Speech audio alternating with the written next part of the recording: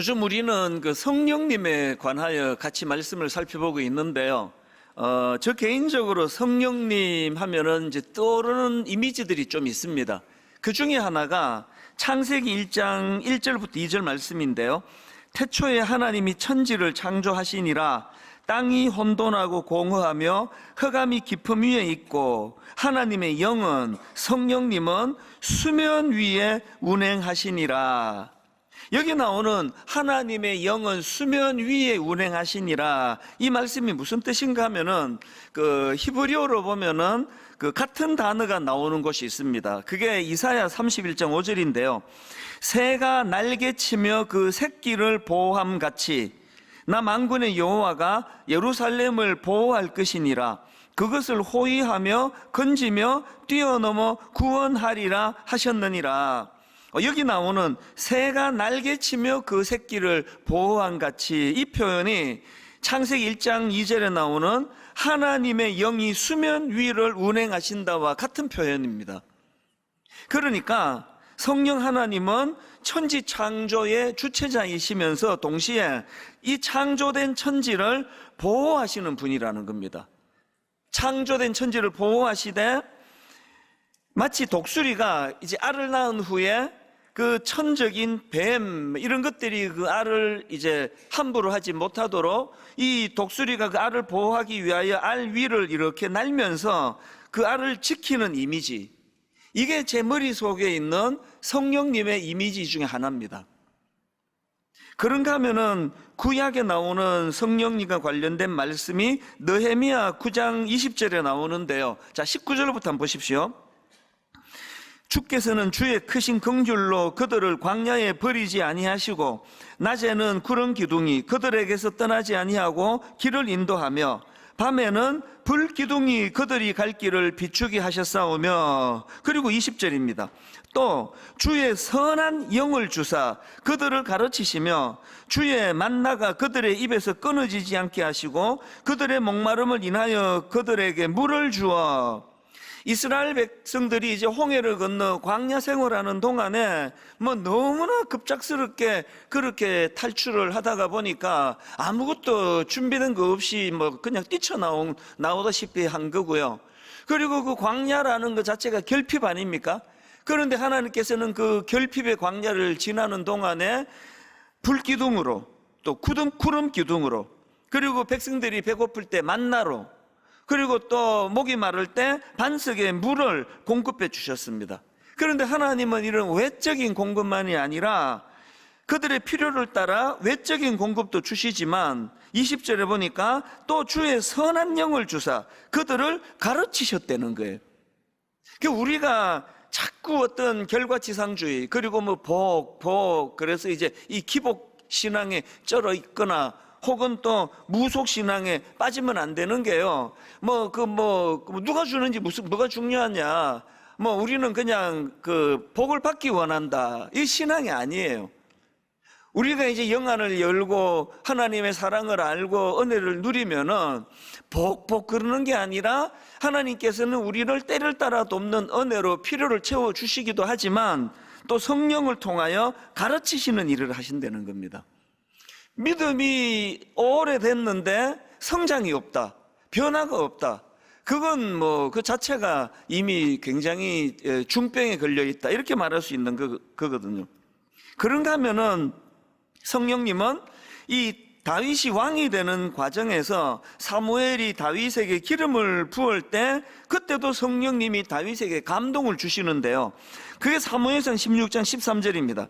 사무엘이 기름 뿔병을 가져다가 그의 형제 중에서 그에게 부었더니, 그 다음 보십시오. 그날 이후로 다윗이 여호와의 영에게 크게 감동되니라. 목사는 딱 두 종류입니다. 목사 안수 받을 때 그냥 인간적인 절차만 받는 그런 인간적인 어떤 선배 목사가 머리에 손을 얹는 절차, 이것밖에 없는 그런 안수를 받은 목사가 있는가 하면은 다윗처럼 그 목사 안수를 받을 때 성령의 인도하심을 따라 성령의 충만함을 경험한 목사. 그리고 그 이후로 항상 이제 말씀을 전할 때도 그 말씀이 먼저 자기를 관통하고 성령님의 은혜를 먼저 누리고 그것을 전하는 그런 목회자가 있다, 그렇게 나눌 수가 있습니다. 그래서 저는 목사 안수 받기 전에 정말 두려웠습니다. 이게 이제 목사 안수를 앞두고 있으니까 이제는 돌아오지 못하는 강을 건너는 건가? 두려웠습니다. 지금도 뭐 이렇게 철이 없고 어리숙하고 그런데 그 뭐 목사 안수 받던 30대 초반이니까 얼마나 어리고 그랬겠냐고요. 아무리 생각해도 제가 이렇게 이기적이고 나 자신을 위해 살기에 급급하고 이런 사람이 이게 이제 죽을 때까지 제가 주를 위하여 성도들을 위하여 그렇게 섬기는 삶을 살 자신이 없는 거예요. 아무리 생각해도 자신이 없어서 진짜 간절히 기도했습니다. 그래서 목사가 된 이후에도 절박하게 성령님을 구할 수밖에 없습니다. 성령님 저는 무지합니다. 성령님 저는 지혜가 모자랍니다. 성령님 저는 이렇게 욱하는 성격이 있고 다혈질이고 성도들에게 상처 주기가 쉬운 성격입니다. 절대로 저를 방치하지 마시고 성령님 저에게 임재하시고 저를 인도하여 주시기 원합니다. 이게 제 간절한 기도 제목이에요. 그런가 하면은 에스겔 선지자도요, 이 인간이 범죄하고 타락하면 그 마음이 돌처럼 굳어지는데요, 이렇게 굳어진 마음을 변화시키는 분이 성령님이시라는 겁니다. 에스겔 11장 19절입니다. 내가 그들에게 한 마음을 주고 그 속에 새 영을 주며 그 몸에서 돌 같은 마음을 제거하고 살처럼 부드러운 마음을 주어. 에스겔 36장 26절 또 새 영을 너희 속에 두고 새 마음을 너희에게 주되 너희 육신에서 굳은 마음을 제거하고 부드러운 마음을 줄 것이며. 제가 목사가 되는 것이 왜 두려웠느냐 하면은 저는 어릴 때부터 고집이 세고 하여튼 누구랑 말싸움 하면은 막 끝까지 앉으려고 하고 오기가 많고 그런 성격인데 이걸로 도대체 내가 어떻게 목회를 할 수 있느냐고, 이걸로 내가 성도들 얼마나 많이 다치게 하고 상처를 줄 수 있게 하느냐고, 그래서 제가 두려웠거든요. 그리고 참 제가 그 어릴 때 생각하면 못됐어요. 아니 어머니가 그렇게 소원을 갖고 기도하시면서 네 목사가 돼서 네 아버지 뒤를 이으면 좋겠다, 목사가 되라 그러는데 거기다 대고 제가 참 못된 말을 많이 했죠. 이렇게 말했습니다. 엄마, 나는 목사 빼고는 다 할 거예요. 이 얼마나 못된 말이에요. 이렇게 못된 말을 하고 그랬던 전데요. 그런데 제가 목사가 되고 지금 한 30 몇 년이 지금 흘렀는데 참 시시때때로 내 부족함을 느낄 때마다 성령님은 저의 가이드가 되어주시고 저의 아버지가 되어주시고 저의 안내자가 되어주시고, 그래서 참 하나님이 저에게 이 돌처럼 굳은 마음을 부드럽게 해주셔가지고요, 요새는 제가 참 신비로운 걸 경험해요. 이렇게 다혈질인데 이 성질이 안 올라와요. 이게 올라와야 되는데 이래야 되는데 아니 성질이 안 올라와요. 그리고 신기하게 누가 뭐라고 찝쩍거려도 요새는 화가 안 나요. 그것도 전문가가 보시면 목사님 그게 병이에요 그러실지 모르겠는데요, 하여튼 뭐 이상해졌습니다. 저는 믿어요. 내가 그들에게 한 마음을 주고 그 속에 새 영을 주며 성령을 주셔서 내 몸에서 돌 같은 마음을 제거하고 살처럼 부드러운 마음을 주신다. 이런 내용의 글들을 제가 조병수 교수님이 그 성경이 가르쳐준 성령이라는 책에서 열거한 사례들을 쭉 묵상을 하면서 하나같이 다 동의가 되는 겁니다. 성령님은 우리 마음 안에 이 악한 세상에 물들지 아니하고 이 악한 세상이 변화되기를 기도하는 마음을 주시는 분도 성령님이에요. 그런가 하면은 성령님은 우리 개개인의 삶에 영향을 끼쳐서 단에서 설교하는 저부터가 지금 고백하잖아요. 내버려두면 돌같이 굳어지고 내버려두면 고집불통이 될 수밖에 없는 우리 인생을 너무나 부드러운 사람으로 그렇게 만들어 주시는 거거든요. 그래서 가끔씩 이제 너무 인상 좋은 그 남자 집사님 이렇게 만나면 가끔씩 얘기해요. 목사님이 저를 모르셔서 그런데요, 옛날에 대단했습니다, 보통이 아니었습니다 그러는데 사실 안 믿어져요. 너무 온순하게 그렇게 부드러운 말로 제가요 뭐 이렇게 얘기하는데 그 믿어지나요 어디? 근데 다 바뀌어서 그렇다는 거예요. 그 일을 하신 분이 성령님이라는 거거든요. 오늘 본문에도 보면은 예수님께서 성령님을 소개해 주시는데요. 요한복음 14장 16절입니다. 내가 아버지께 구하겠으니 그가 또 다른 보혜사를 너희에게 주사 영원토록 너희와 함께 있게 하리니. 여러분, 그 보혜사는 곁에 있으면서 도와주는 자, 이런 뜻이라고 제가 풀이해 드렸는데요. 근데 여기서 중요한 것은 지금 예수님이 성령님을 곁에 있으면서 도와주는 자라는 뜻을 가진 보혜사라고 그렇게 설명을 해 주시는데, 특이한 거는요, 또 다른 보혜사라 그러는 겁니다. 그래서 제가 이걸 뭐 익히 알고 있는 말씀이지만 이번에 이걸 한번 제가 좀 묵상을 해봤습니다. 그리고 좀 연구를 하다가 깨달은 게 하나 있는데요, 이렇게 말씀하신 맥락이 있으시더라고요. 왜 그러냐 하니까 지금 왜 이런 표현을 쓰시는가 하니까요, 지금 이 말씀의 상황과 배경이 이게 보통 심각한 상황이 아닙니다. 지금 이 말씀은요, 이제 예수님께서 원수들에게 잡혀 십자가를 지시기 직전의 상황이에요. 그 상황에서 제자들에게 긴 고별 설교를 하시는 그 과정에서 주신 말씀인데, 거기에 긴 고별 설교에 성령님에 대한 말씀을 여러 차례 언급을 하십니다. 그리고는 또 다른 보혜사를 보내주신다는 게 무슨 의미를 갖고 있느냐, 우리는요 성령이나 성자 예수님이나 다 영으로 만났지 육으로 안 만났기 때문에 이 심정을 몰라요. 그런데 지금 제자들에게 예수님은 육으로 만난 거잖아요. 이제 그 예수님이 십자가 지시고 그들을 떠나간다고 하니까 모든 제자들이 두려움에 빠져 있는 거 아닙니까? 그때 예수님이 약속의 말씀이 이거거든요. 성령을 보내주시겠다는데, 그는 보혜사인데 어떤 보혜사라고요? 또 다른 보혜사라는 거예요. 무슨 뜻인지 아시겠죠? 그 모든 제자들에게 주님이 안심시켜 주시는 것이, 이제 너희들이 만나게 될 성령님은 나랑 똑같이 육신을 입고 만나 나랑 똑같이 너희들 곁에 계시며 너희들을 인도해 주시는 그런 분이시다. 그러니까 여기서 강조하는 또 다른 보혜사라는 것은 어떤 인격체를 가진, 실체를 가진, 대면할 수 있는 그런 분으로서 지금 묘사를 하고 있는 거거든요. 오늘 우리가 범하는 죄가 뭐예요? 성령님을 그림자 취급하는 거죠. 성령님이 뭐 계시거나 말거나. 여러분, 모든 인격체는 공통점이 있는데 인정받기를 원한다는 거예요. 그건 뭐 틀림없습니다. 그래서 여러분, 부부 관계가 요즘에 좀 대면하고 막 좀 어려움이 있고 막 이혼하고 싶고 그런 마음이 드시면요, 하나만은 바꿔보세요. 남편에 대하여요, 지적을 줄이고 한번 칭찬을 해보세요. 아내에 대하여 당신은 이게 문제야, 그거 좀 줄이고 한번 칭찬을 해보시라고요.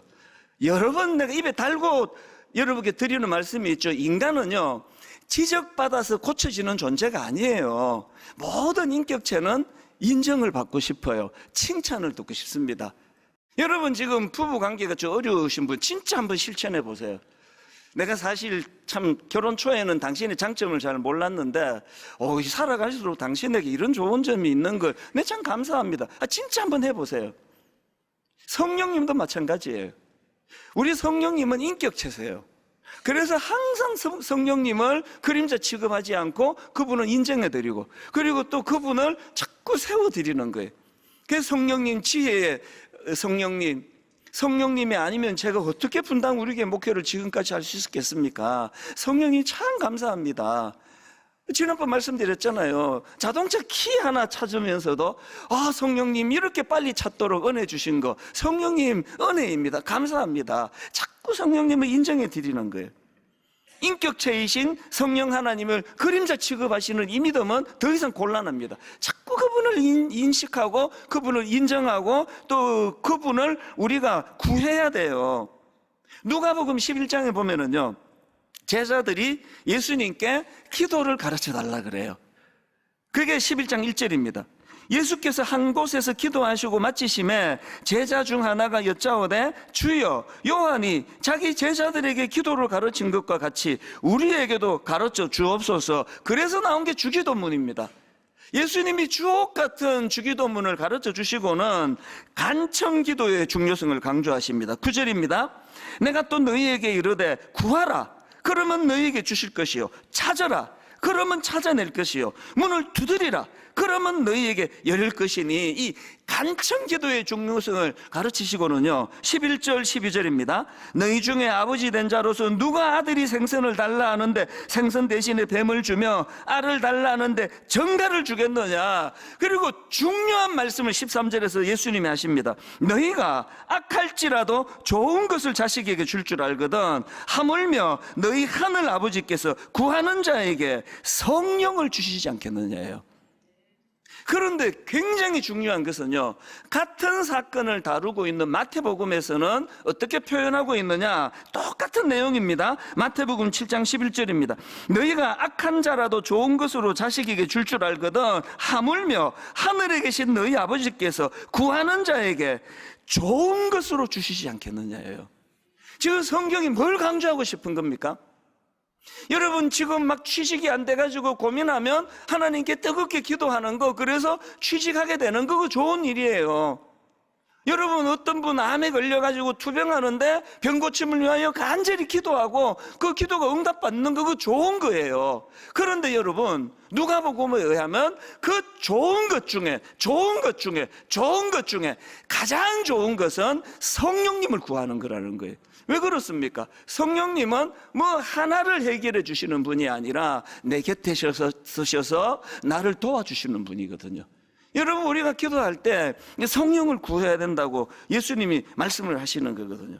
그리고 성령님은 신비로운 어떤 존재가 아니에요. 그분은 제자들이 예수님을 육신적으로 만나 교제한 것 이상으로 우리 가까이에서 인격적으로 우리와 교제하시는 분이에요. 그래서 이 성령님이 우리 안에 좌정하고 계시고 우리와 함께 친밀한 교제가 이루어지면 외로움의 문제가 해결이 됩니다. 그 토요일 오후에 막 굉장히 답답해가지고요, 그러고 있는데 이제 그 친구가 그 기타가 있더라고요. 저도 그때 대학부 찬양 인도하고 그럴 때인데요, 우리 애들한테 말하면 아무도 안 믿어. 아빠 목소리에 무슨 찬양 인도를 하셨냐고 그러는데, 네, 정말 참 답답해요. 제가 찬양 인도를 어느 정도 잘했냐면, 지금 제가 분당 우리 교회에 제가 사역자로 있으면은 이동선 전도사 여기 없습니다. 아무도 안 믿으시는데요, 제가 찬양 인도하고 그랬는데 이제 기타가 있으니까 이제 기타를 들고 찬양을 이제 부르기 시작했습니다. 뭐 찾고 뭐고 필요 없습니다. 새틀처럼 하는 게 시간인데 1장부터 부른 거, 1장부터 1장 펴놓고 찬양하고 2장 찬양하고 3장 찬양하고, 제가 이렇게 찬양을 쭉 부르다가 보니까 이 찬양을 만났어요. 당신이 지쳐서 기도할 수 없고 눈물이 빗물처럼 흘러내릴 때 주님은 우리 연약함을 아시고 사랑으로 인도하시네. 막 눈물이 나는 거예요. 이게 완전히 이게 내 이야기인데 이게 막 눈물이 막 나는 거예요. 지금부터 34년 전이에요. 그 장소, 그 반지하에 그 채광이 잘 안 돼서 약간 어두운 그 분위기 하나도 잊혀지지가 않습니다. 많이 울었거든요. 너무너무 외로워서 울었고요, 그런데 너무 기뻐서 울었어요. 이게 지금 뭔지는 잘 모르겠는데 그렇게 눈물을 흘리면서 찬양을 부르는데요, 제가 그날을 왜 못 잊습니까? 이 찬양 가사 그대로. 오늘 여러분 누구라서 외롭지 않으냐고요. 제가 결혼을 해보니까요, 상당 부분은 해소가 돼요. 상당 부분은 외로움이 해소가 되는데요, 근원적인 외로움은 없어지지 않더라고요. 아니, 이렇게 많은 성도들을 상대하는 목사인데, 사람에게 치여 산다고 하는 그런 목사인데 사람으로는 채워지지 않는 빈 공간이 있더라고요. 제가 깨달았죠. 아무리 유복하고 자녀들이 효자 효녀고 부부간에 금슬이 좋고 그래도요, 채워지지 않는 빈 구멍이 있는데 그거는 성령님이 채워주시는 자리예요. 성령님 날 위하여 성령님 기도하네. 그래서 저는 로마서 8장 26절 이와 같이 성령도 우리의 연약함을 도우시나니 우리는 마땅히 기도할 바를 알지 못하나 오직 성령이 말할 수 없는 탄식으로 우리를 위하여 친히 간구하시느니라. 여러분, 성령님을 그래서 막연하고 어떤 추상적인 어떤 그 무엇으로 그렇게 성령님을 그림자 취급한 거, 그게 우리를 침체로 만들었다는 걸 아셔야 돼요. 그분은 인격자세요. 그분은 인정해 드려야 돼요. 그분은 계속 우리가 인식하고 그분을 구해야 된다는 것입니다. 한 가지만 더 살펴보고 말씀을 마무리하려고 하는데요, 예수님께서 성령님에 대해서 설명하시면서 부연 설명을 하십니다. 오늘 본문 요한복음 14장 17절입니다. 성령님은 이렇게 설명해요. 그는 진리의 영이라. 또 16장 13절 그러나 진리의 성령이 오시면 그가 너희를 모든 진리 가운데로 인도하시리니. 예수님이 묘사하시는 성령님은 진리의 영이세요. 그래서 여러분, 우리가 진리의 영이신 성령님과 함께 교제하고 그분 가까이 모시고 살아가면은 두 가지 열매가 나타나요. 하나는요, 여러분, 성령님은요 우리로 진리 되시는 예수님 앞으로 인도해 주시는 분이에요. 요한복음 15장 26절입니다. 내가 아버지께로부터 너희에게 보낼 보혜사 곧 아버지께로부터 나오시는 진리의 성령이 오실 때에, 그 다음 보세요, 그가 나를 증언하실 것이요. 또 고린도전서 12장 3절입니다. 또 성령으로 아니하고는 누구든지 예수를 주시라 할 수 없느니라. 아까 제가 목사가 된 게 기적이라고 말씀을 드렸는데요, 더 깊이 들어가면은요, 지금 제가 예수 믿고 있는 게 기적이에요. 따지기 좋아하고 깐깐하고 눈으로 확정되지 않으면 안 믿고, 저는 단 한 번도 사기 같은 거 당해본 적이 없습니다. 굉장히 깐깐하고 따지기 좋아하는데, 아니 내가 어떻게 예수를 믿게 됐지? 아니 어쩌다가 내가 목사 빼고는 내가 다 하겠다고 그랬는데 목사가 돼 있지? 진리의 영이신 성령님이 예수 믿게 해주신 거예요. 여러분, 여기 지금 가정의 평화를 위해서 나오신 분이 좀 계시잖아요. 예수 안 믿는데 결혼하니까 남편이 예수를 믿어요. 또 아내가 예수를 믿어요. 그래서 지금 참 좋은 성품으로 여기 와 계시는 분이 계시잖아요. 애쓰지 마세요. 여러분의 자의로 안 믿어집니다. 그게 믿어지겠습니까? 그래서 여러분, 나도 좀 믿게 해달라고, 좀 보여달라고 이렇게 구하지 말고요, 성령님을 구하세요. 진리의 영이시라 그러는데, 성령님, 저도 제 아내가 믿는, 저도 제 남편이 믿는 예수님 만나고 싶습니다. 우리 교회에요, 그런 사례를 들으려 그러면 뭐 말로 다 할 수 없이 많을 것입니다. 그런가 하면 두 번째로요, 성령님은 진리의 영이시기 때문에요, 우리가 성령님을 가까이 하면 성령님은 우리를 거룩으로 인도하십니다. 데살로니가전서 4장 7절 세 번역이요. 하나님께서 우리를 불러주신 것은 더러움에 빠져 살게 하시려는 것이 아니라 거룩함에 이르게 하시려는 것이라. 데살로니가 4장 3절 하나님의 뜻은 이것이니 너희의 거룩함이라. 여러분, 본당에 딱 들어오시면은요, 여러분이 그 보시기에 왼편에 있는 하나님은 사랑이시라, 저거를 묵상하셔야 돼요. 저 하나님은 사랑이시라가 있어서 그리스도의 십자가가 가능했거든요. 그리고는 여러분이 저 하나님은 사랑이시라를 보시면 묵상한 다음에 여러분 강단에 있는 거룩과 성수, 이거를 갖고 묵상하셔야 돼요. 그리고 여러분 안에 참 내가 부끄럽게도 이번 한 주간 내가 참 거룩을 잃은 적이 많이 있구나, 그러면 이번 주에 내가 애를 써야지, 이게 아니에요. 성령님을 구해야지. 이번 한 주간 성령님, 참 저는 이렇습니다. 내버려두면 이렇게 이탈하고 내버려두면 엉뚱한 데 빠지는 저입니다. 결론을 제가 이렇게 맺는데요, 요즘 저는 가평 우리 마을이 너무 감사해요. 오픈한 지 얼마 되지도 않는데 거의 지금 주말에 만실이 일어나고 많은 분들이 가평을 방문하는 것도 감사하지만요, 거기서 일어나는 놀라운 역사, 이게 저를 너무 감사하게 합니다. 한 몇 주 전에 우리 교회의 교구 우리 성도님들 중에 너무 지치신 가장들이요, 우리 그분들을 사업하다가 어려워지시고 가정을 돌보다가 어려워지시고 그런 우리 아버지들을 좀 초대하자. 그래서 교구별로 이제 추천을 받아가지고요, 이제 1박 2일이에요. 그냥 와서 쉬었다 가시라고. 그 토요일 아침에 제가 그 드림센터 출발하기 전에 제가 가서 인사를 드렸어요.